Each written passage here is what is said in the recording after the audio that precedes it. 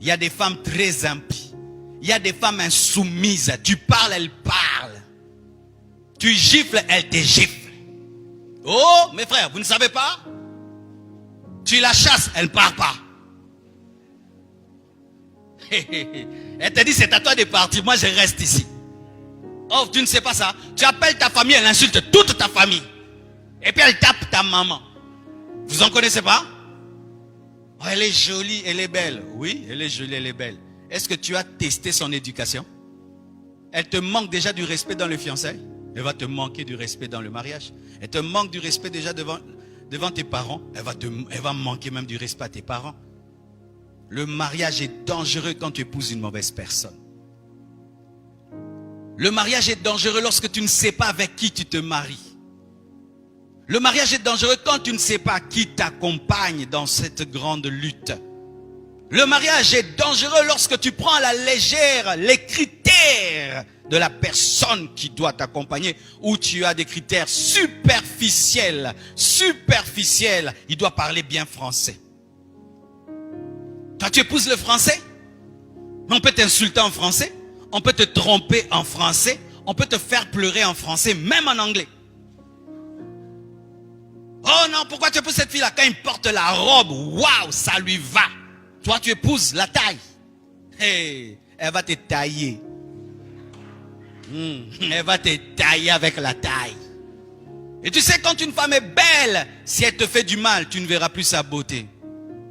Dans le mariage, ce qui est bizarre, c'est que quel que soit le niveau de la beauté de ta femme, tu te rends compte qu'en soi, ce que tu recherches, c'est son caractère. Ah oui, vous les frères là, quand vous voyez des belles silhouettes là, vous tremblez, vous voulez vous évanouir. Calmez-vous. Du calme.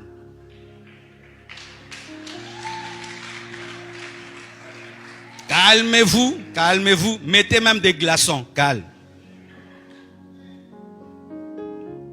Car si tu mets de côté le caractère, parce qu'elle est belle, tu souffriras. Adam a dit, voici l'os de mes os et puis la chair de ma chair. Il n'a pas dit la chair de ma chair et l'os de mes os. Pourquoi? L'intérieur vient avant l'extérieur. C'est l'os d'abord, ce qui ne se voit pas, qui vient avant ce qui se voit. Mais lorsque tu fondes ton choix sur ce qui se voit, pour annuler ce qui ne se voit pas, tu as épousé des muscles, mais tu n'as pas épousé un squelette.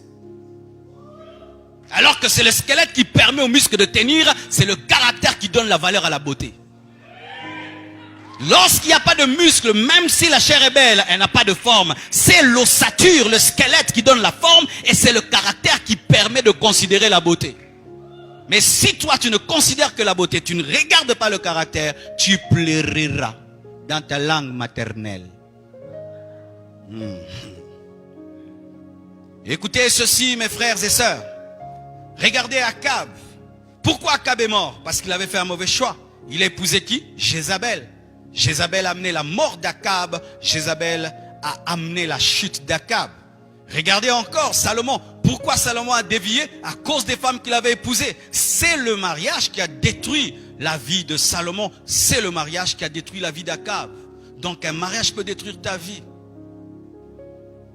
Un mariage peut détruire ton ministère. Un mariage peut détruire ton commerce. Il peut détruire tes études. Il peut détruire tes rêves et tes visions. Tu peux épouser une femme qui ne fait que te décourager.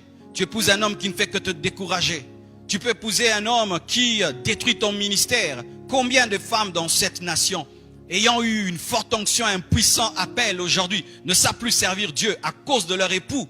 Ce n'est pas Satan qui a détruit leur vie, c'est un homme. C'est un homme. Alors vous devez savoir que l'homme à qui vous disiez oui, la femme à laquelle vous disiez oui, a la capacité d'être la porte de Dieu ou la porte de Satan dans vos vies. Vous devez le savoir. Ne pas le savoir, c'est être ignorant et prendre le mariage à la légère.